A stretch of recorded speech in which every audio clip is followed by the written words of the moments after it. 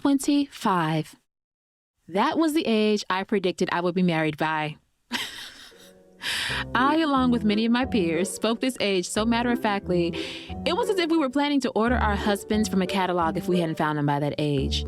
And in some ways, it felt like there was a catalog because this was the average age women were getting married when I graduated high school. So you can imagine, or you probably experienced, the anxiety that started to grow every passing year after my 25th birthday. Oh, it was subtle, but it was there. I never wanted to be an older bride. Maybe because I never saw beautiful images of older women exchanging vows for the first time or heard romantic stories about older newlyweds, but I didn't want that to be my story. It just didn't appeal to me. I wanted to be desirable to my husband. And in my impressionable mind, that could only mean young. What can I say? My indoctrination began early. You see, I'm an 80s baby, and at the start of this decade, women were beginning to choose matriculation over matrimony at an all-time high. They were even attending college more than men, threatening the social structure. So it comes as no surprise that in 1986, when I was 4, a dubious and unpublished study by a few Yale and Harvard thugs researchers was popularized by Newsweek in a cover story titled, "Too Late for Prince Charming?" It rattled American women who were single because it claimed if they prioritized their education, their chance of marriage diminished by the age of 30 to 20%, and by the age of 40 to 2.6%. The article then included a now infamous claim so bogus, a claim so absurd, it garnered widespread attention from the country and even found its way into a Hollywood blockbuster hit 7 years later, Sleepless in Seattle. Listen to this. Phone service in the greater Chicago area was tied up for 2 hours Christmas Eve when some kid calls a phone-in radio show and says that his dad needs a new wife. 2,000 women called the station asking for the guy's number. 2,000 women calling a radio station for a husband? There are a lot of desperate women out there looking for love. Especially over a certain age. You know it's easier to be killed by a terrorist than it is to get married over the age of 40. That is not true. That statistic is not true. That's right. It's not true. But it feels true. It still feels true. Even though 68% of the women over 40 that the study doomed to never marry eventually did, it felt true then and it feels true now. Newsweek even issued an apology the year I turned 24. But by then, child, the damage had been done. The societal messaging was clear. If you wait too long, honey, you'll never get married. You're listening to The Maiden Myth, a podcast that challenges myths about single women, explores misconceptions about mature women, and celebrates the women daring to break the mold of tradition. Today, we're talking about the myth, you should be married by the age of, insert whatever age you've been told. In this episode, we're going to see what the experts have to say about it, and we're speaking to a few women with strong opinions of their own. I dated this guy, and he literally said that he didn't like the way I handled someone. Like I was in a meeting and he thought I was handling the leader of the meeting. I said I was. And if I was a man, you would think nothing of it. And I say this and I mean it. If I knew then what I know now, I would have stayed single. I promise you I would have. I'm Sophia Stevens, and this is The Maiden Myth.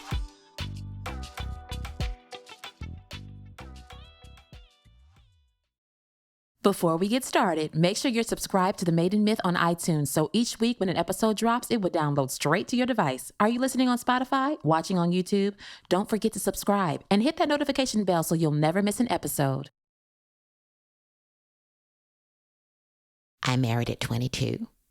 An issue I've thought about is that we weren't mature or experienced enough to recognize harmful patterns in our families that we could have worked on breaking. At a young age, you're more likely to make decisions based on what you know and are comfortable with.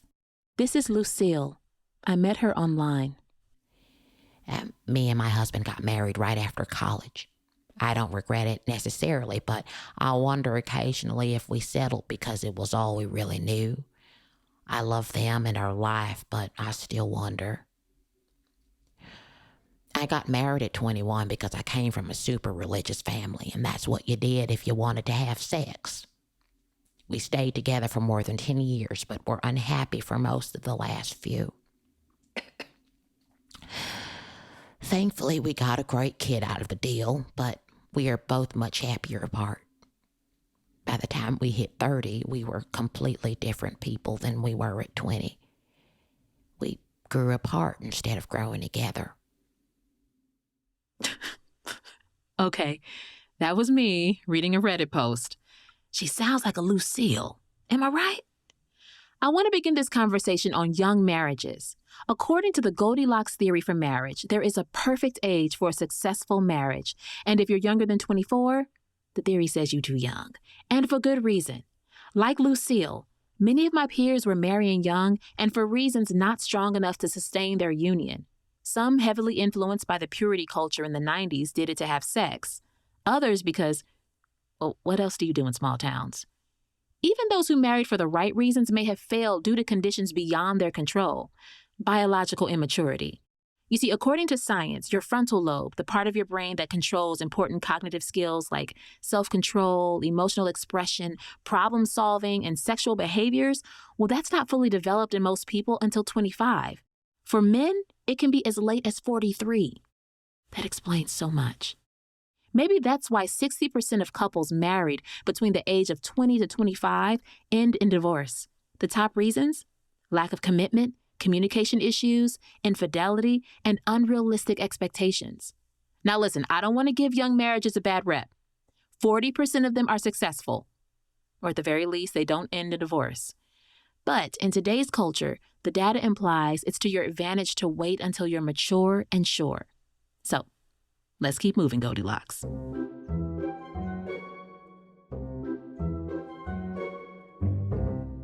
Now let's talk about what was once my fear, being single by the age of 40. This is now more common than ever for men and women. The top reasons women are delaying marriage and babies well into their 30s: education and career advancement, healing from past traumas, and we are in love with our freedom. Transformational speaker Lisa Nichols is a poster child for this.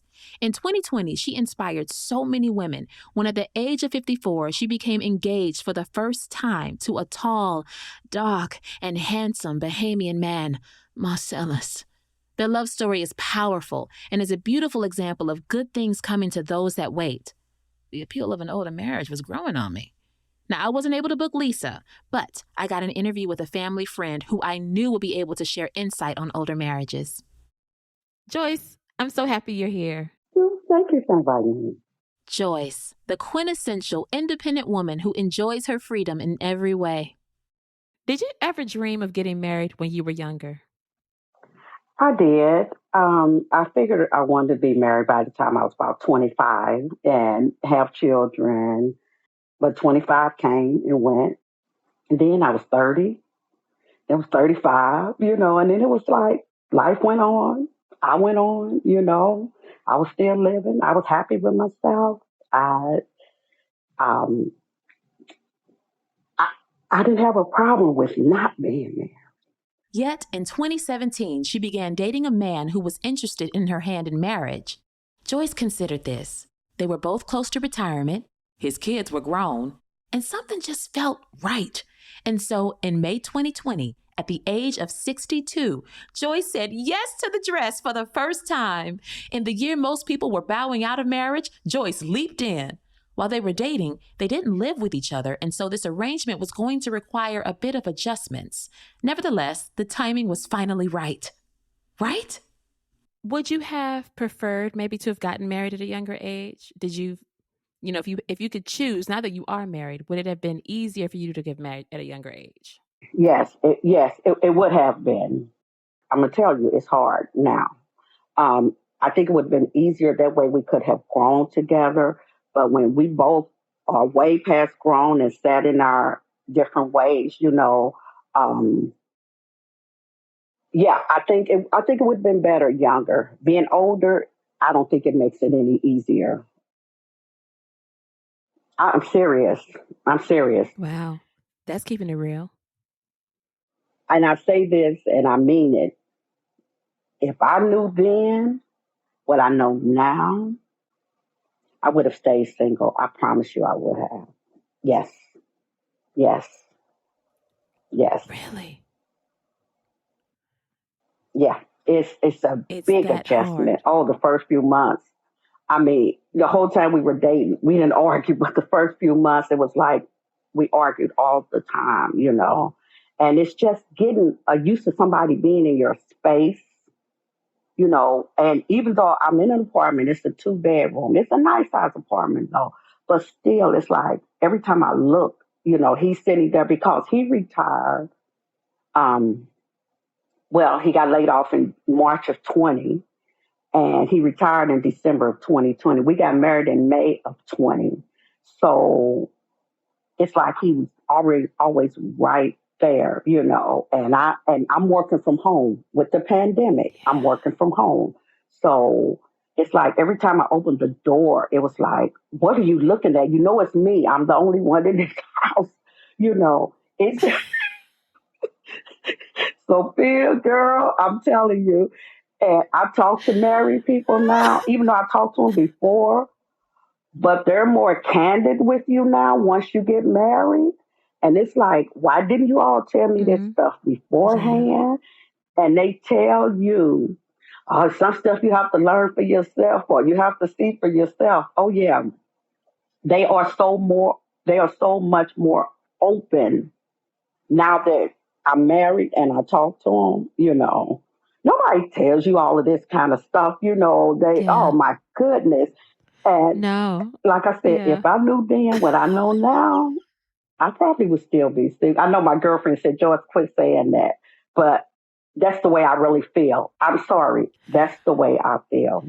Yeah, I'm thinking 2 bedroom during a quarantine. I think you've been through the hard part. I Yeah. think you've been through the hard part. That was the hazing. You were hazed. That was a hazing. Right. And things are getting better. Things are getting better. But it took a long time to get to this point. And I mean, I've had to change, you know, and I'm sure he's changed. I don't know because I don't know what he was doing beforehand. But by him being married before, it looked like he just fell right back into that, you know, being married.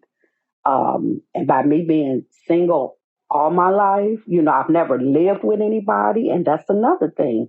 Living with somebody, sharing your space, it's like, man, I'm not used to this, you know. But it's like he just fell right back into being married, you know. It's Yeah. like he never left it. So I don't know. That is so true. It's more of an adjustment for you than it is for him. Right, right. Wow. And I'm used to sleeping with the TV on. Oh, He don't I'm the like the exact TV opposite. on. I like Yeah, it pitch yeah, black. So you like the TV yeah, on, like yeah, almost yeah. white noise. Right. It could be super low, but you know, I like it on. But then I realized when I sleep with the TV off, I do sleep better. You know, I Hmm. don't wake up as much. Come on, So, see? He done put you on to something. so I do sleep much better. I don't wake up as much. Yeah. And that was it. And like I said, by me working from home, if I was going to work every day, It would it be probably would have easier. been a lot easier. Yes. But by me being, and then he would come in here sometimes talking, and like now I'm talking to you, I may be on a call, and he, Hmm. I said, you know, Making space for someone else is not easy, especially when you really enjoyed your space before they came. No matter how much you love them, this is difficult if you have never seen compromise modeled correctly or modeled at all. my father died when I was 5 or 6 years old, and I saw my mother raise 7 girls by herself, and she never remarried. She never brought another man around because she had girls and she was in, I guess, protecting her girls. And I saw how she did this, and maybe that's where I've never seen a marriage because I was so young when my father died. So I've never seen a marriage mature from my mother anyway. So, and then I saw her doing all this stuff all by herself, and maybe subconsciously, that's where I picked up all of this independence. And then I was saying about you, you have a good example of a firm marriage from your parents. You saw they're still married to this day, So you came from a two-parent family, whereas I was two-parent for a while, but then my father died and my mother never remarried. So I think that's where I picked up some of this independence from as well, watching her. So, So, what did you expect to get from marriage? well, basically at this point in life, it's more of a companionship, somebody to, if you want to travel with somebody, Mm-hmm. Mm-hmm. um, somebody who's there for you if you Mm-hmm. need them. It's more, like I say, it's more companionship now because both of us are retired. Mm-hmm. We're not doing anything, so it's just basically somebody in the same place with you. At Mm-hmm. that point in your life, we're both retired from pretty. We both got pretty good retirement, so. Um, if he was to leave today or tomorrow or vice versa, we would both be fine, That's good. So it's not a dependency on each other. It's just really companionship, I would say, for the most part. Okay. And so, in that way, has it been successful? Yeah. Yes, it's been okay. Yeah. I love how you keep it real. I love how you keep it so real. This has been this has been wonderful. No, what were you going to say? No, I was just getting ready to say, and I'm definitely being honest. This is me really all the time now. Mm-hmm. Since I've gotten married, Mm-hmm. like I said, I have a problem being single, and if I had to do it all over again, Mm-hmm. and I don't want to discourage anybody from being married. It's a good thing, but it's not for everybody. And even we had this conversation last night. I know everybody wants somebody. I said, no, that is not true. I said, no, everybody does not want to be married. That's very true. I They almost don't. said if I had to do it again, I probably wouldn't I'm so be. happy you didn't say Um, that. I know, but you don't know how many times it's almost come out of my mouth. But even people that I talked to who's been married for years, they said Oh. if their spouse was to pass or Mm-hmm. whatever, they said they would never get married again. Yeah. Yeah, yes, I've heard that from numerous people, and some people are like, I will get married again. I love being married. Dating experts seem to agree the older you are, the more difficult making changes will be. But the key here is to make a series of small changes rather than trying to tackle everything at once. Joyce has begun by adopting the habit of sleeping with the television off, or compromising when the bathroom isn't clean to her liking, nor the house organized in the way it was when she was single. However, her overall sentiment left me wondering. Now, my question: are y'all gonna be able to last? Do you think this is? I'm a little nervous now. I think it's gonna. I think it's gonna. But I wouldn't do it again. I'm serious. I think I it. love you I for think your we'll be honesty. fine. I think we'll be fine. But I would not do it again. No. Right. We'll be right back after a word from our sponsors. What was that? No sponsors? Wait, read this. Ugh, girl.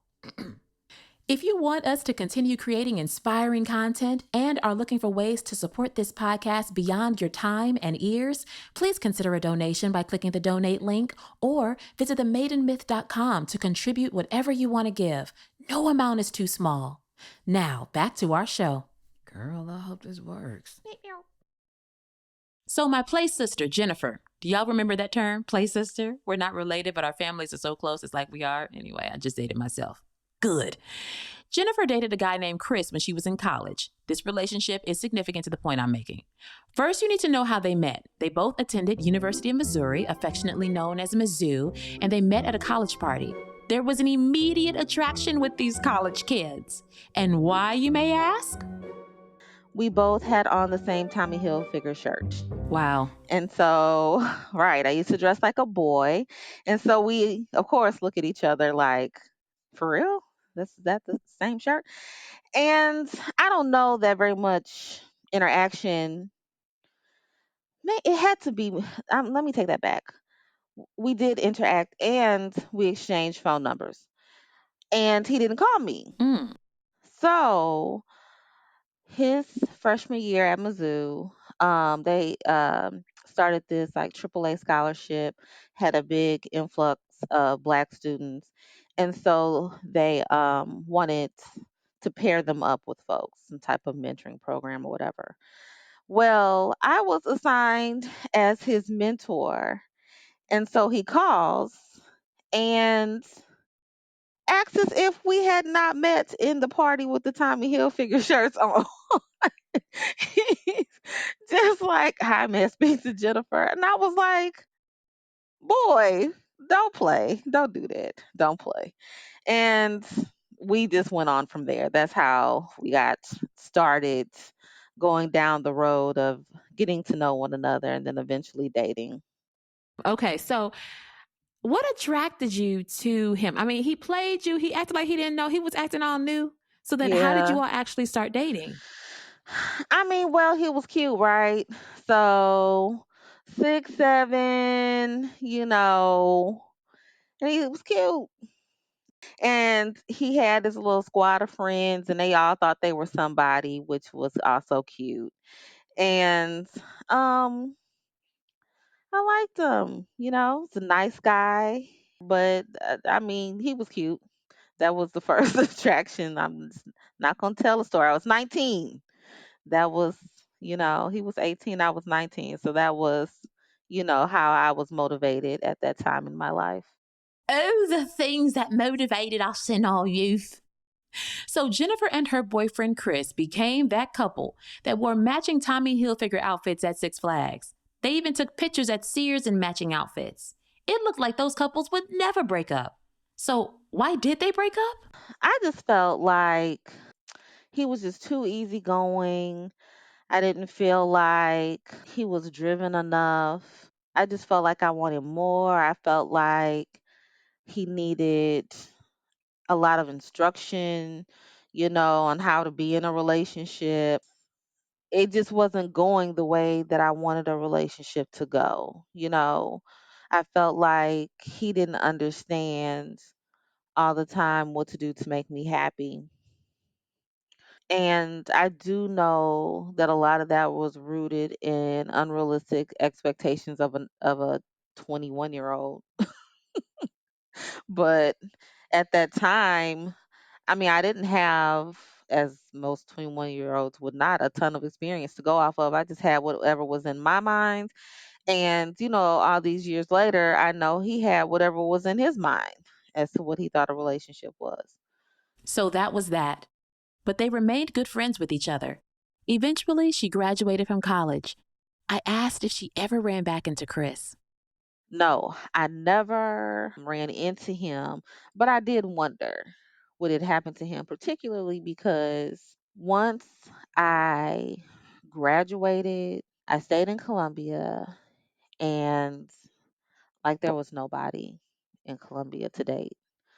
So I came home to St. Louis, and once you get in the real world, like you're not dating people in high school, you're not dating people from college. It's just Joe out here.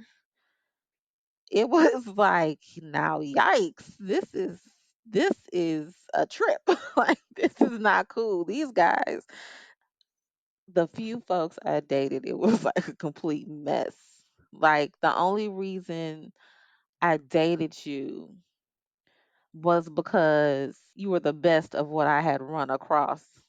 And that's not really saying a lot. Like, you shouldn't have even gotten a chance. You shouldn't have even gotten a chance, sir. I often hear jokes of singles warning married couples just to work it out, y'all. Why?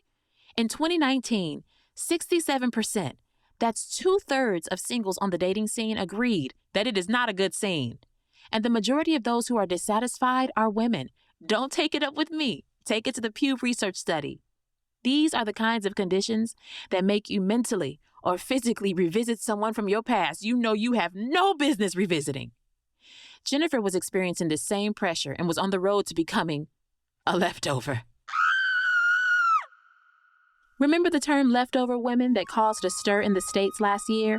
It was actually legitimized by China's Communist Party in 2007 and is still being used to shame any woman older than 27 years of age and still single. Why? In China, the government views a woman's reluctance or outright refusal to marry as a national security threat and have resorted to bullying them to get married and have children to keep the economy from collapsing. You see, as a result of the one-child policy that was in effect for 35 years, China's population is predicted to significantly shrink in the near future. Also, because female infanticide was accepted for so long nationwide, China currently has the most extreme sex ratio imbalances in the world. Today, there are approximately 35 million more men than women. And unfortunately, or fortunately, many of the single women are more interested in their education and economic freedom than marriage and babies. They also want to marry up, and they have options. How do they manage to shame women when men are clearly the real leftovers? Well, they created a campaign that questions a woman's desirability and usefulness for marriage after a certain age. And for some, the pressure is working. Even when the odds are ever in your favor, a carefully crafted campaign supported by a country can stir up anxiety in the strongest of women and convince them, against logic and data, they are expired goods for marriage. Jennifer was at risk of this. But then something happened. One of Jennifer's friends sent her an invitation to join a Mizzou alumni social media group. And I remember joining, like, I can't believe I didn't know that this group was going on. So of course, like, you're looking for everybody. And Chris found me on there. He was on. And when so it was similar to like Facebook now. So he started messaging me and we, started talking back and forth. And he said I had been looking for you. And so he talked to me every day through the app. And then one day it went down or something along that line. And so he called me and we talked. From that moment, we talked. He asked me out on a date, we went on a date, and it just, his attitude from that moment was pursuit. Like, it was very clear, he wasn't coy about it. Um, from the time he found me on that app, that just was it. He was intentional. He was intentional. Yeah. Chris and Jennifer eventually set a date to meet. The agreed spot? P.F. Chang. It was awkward. He was nervous. She was nervous. This was someone she hadn't seen in a decade. The last time they saw each other, they were kids, and now they were grown. They didn't look like kids anymore. They didn't think like kids anymore. Yet the date went smooth because the motive was clear. There were never any questions like, would you like to be in a relationship? It just became one. They both understood what this was, an official courtship. And then Chris proposed. Jennifer, at 33, and Chris, at 32, were married. It's pretty common for people to meet their spouses in college, and they tend to have successful marriages too. Studies show that if you met your spouse in high school, college, or grad school, you are 41% less likely to get divorced.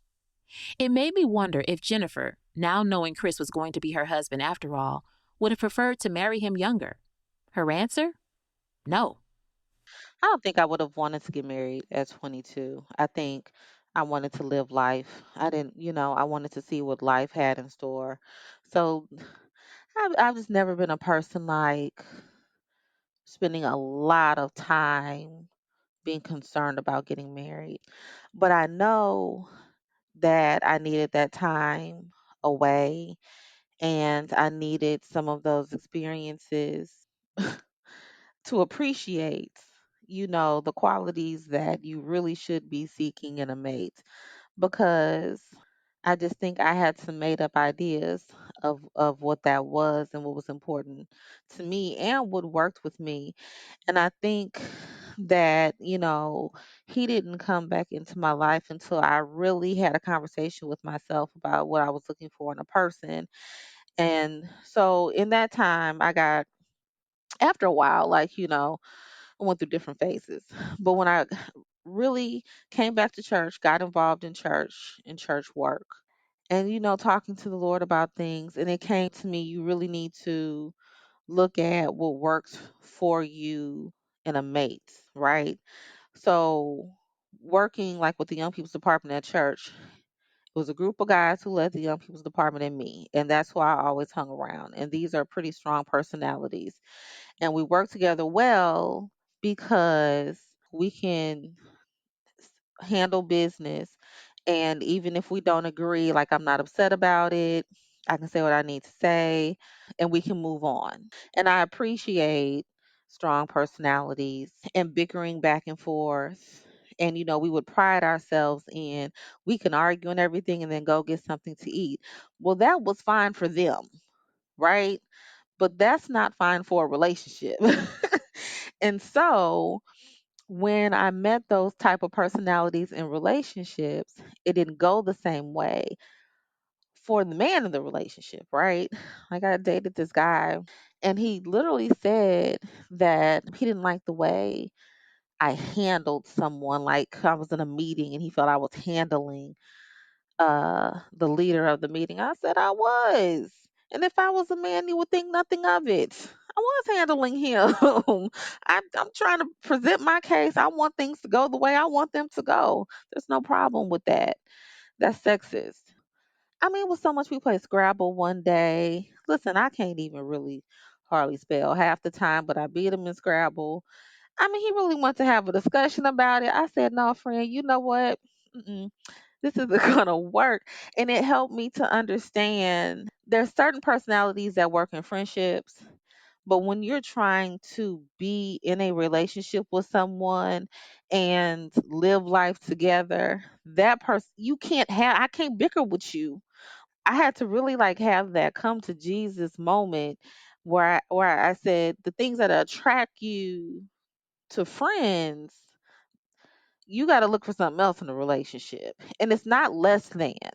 And so at 21, I thought that was less than. At 30 plus, I was like, that's peace. That- and that's how you want to live. You want to live in peace. So let's talk children. The attempts to scare women into having children as young as legally possible are historical. And although the science of birth and babies can't be denied, it can be manipulated. Nevertheless, this is a justifiable concern for getting married at an older age. It became such a conundrum for me, I nearly fell for the okey doke that maybe a woman could be expired goods for marriage after a certain age. I struggled with this because for a long time, I so closely tied the purpose of marriage, a fruitful marriage, to making babies. And so my line of thinking was, what good would I be as a woman to marry beyond my childbearing years? What would be the point? This topic came up when I was talking to a friend of mine, Abdi Zelaya. She's a licensed professional counselor for Aspen Haus Associates in Dallas, Texas. We were having a conversation about intimacy when I asked her, what do you think the purpose of marriage is? What is the purpose of marriage? And do you think it has evolved Mm-hmm. from the beginning of time to Mm-hmm. now? So I actually like this question because I asked this to my classmates. And going back to that definition of yada, of knowing, in Hebrew, the word yada also means to praise or to like lift hands, to like worship.